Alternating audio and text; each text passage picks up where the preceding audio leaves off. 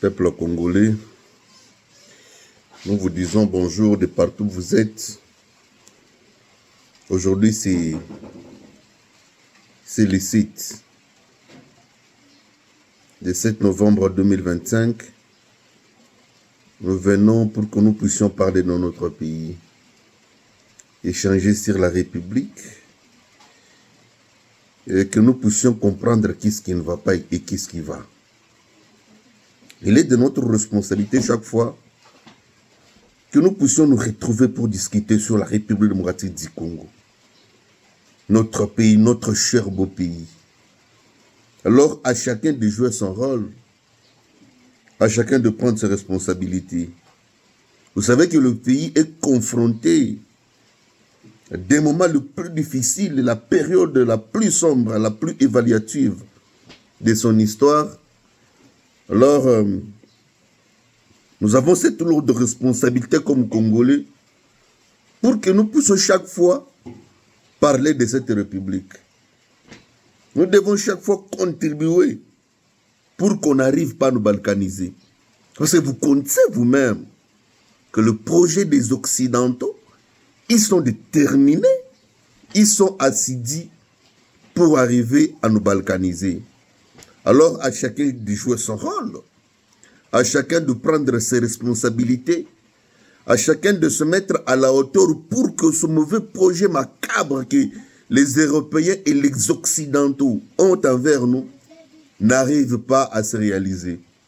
Nous avons qu'un seul principe devant nous, c'est nous unir.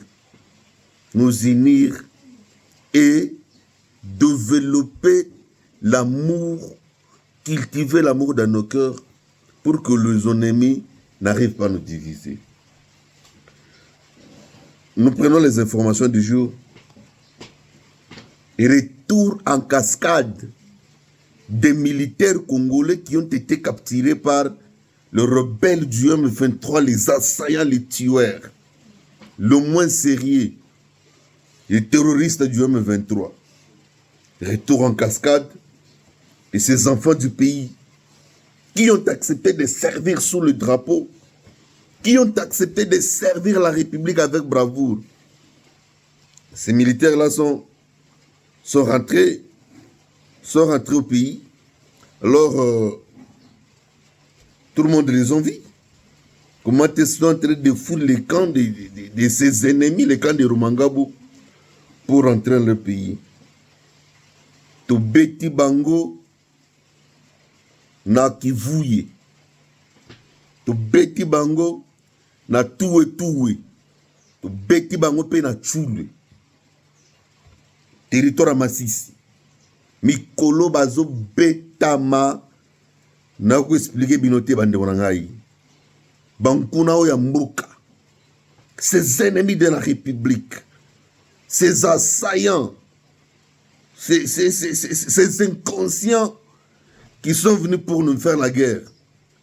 Ces derniers temps, dans le territoire Masisi, Tolia, Bango, Mabe, na Ibisibino, Tolia, Mongona, Kivuye, na Toué, et na Tchoulé.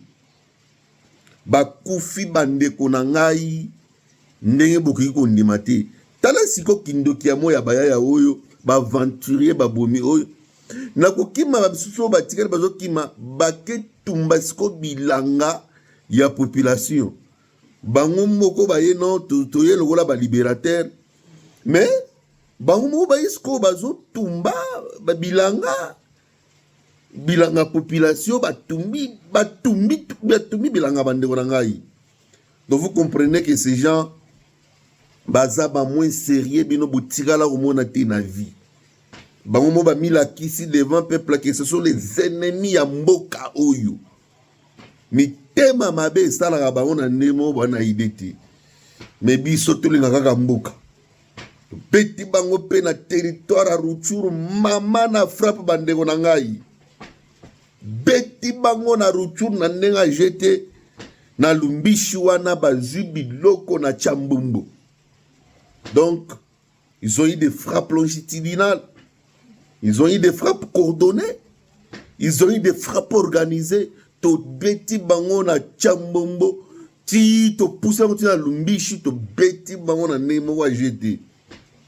Donc, ces gens n'ont pas une place dans cette république. Bazale peut que ça l'aventure na bango bazo s'organiser na Bouleusa. Mes chers amis, nous sommes descendus à Bouleusa. Nous les avons tapés sérieusement. Donc vous comprenez que ces gens, c'était des prétextes qui nous vendaient.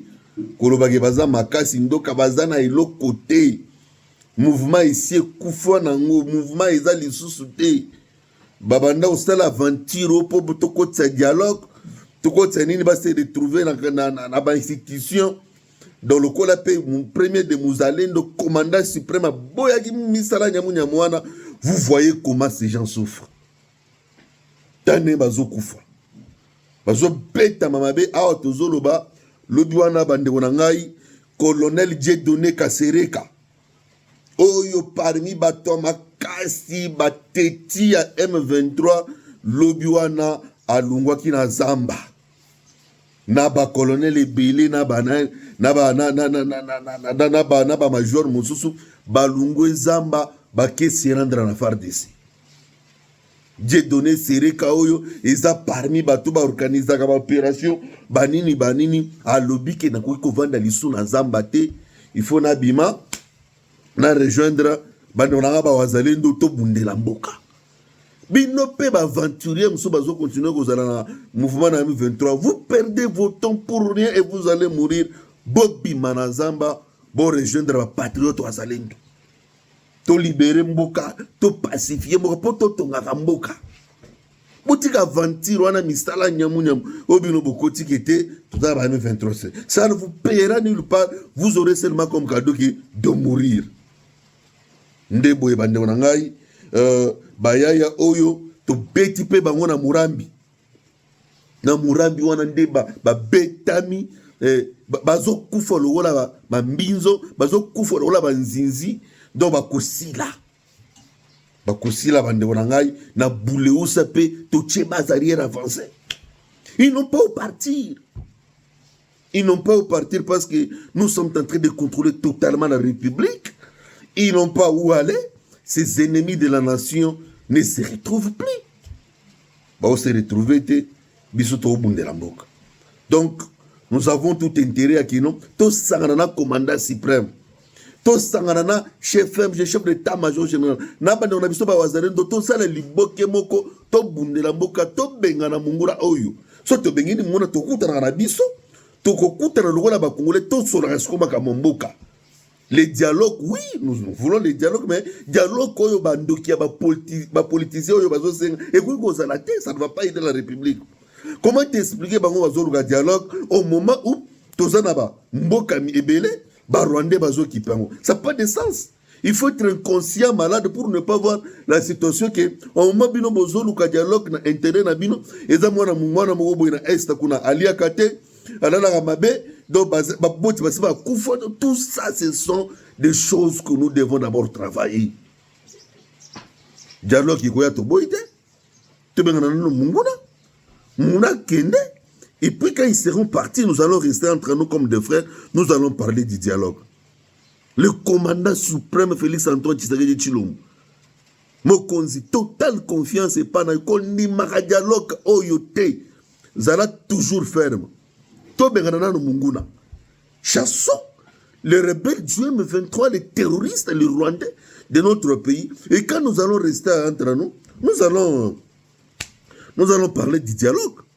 Les dialogues viendront, mais pour que les dialogues là arrivent et où soit les dialogues viennent, nous devons d'abord chasser les ennemis et récupérer tous les territoires, occuper l'espace. Et puis après, on se retrouvera entre nous pour parler du dialogue. Botika kindoki na bino ya moyi wana. Bino ba faux politiciens oyo bandoki ba miibi. Botika kindoki ya moyi. Ce bolingi dialogue na bino ekota to bengana nanu ba M23 bangona.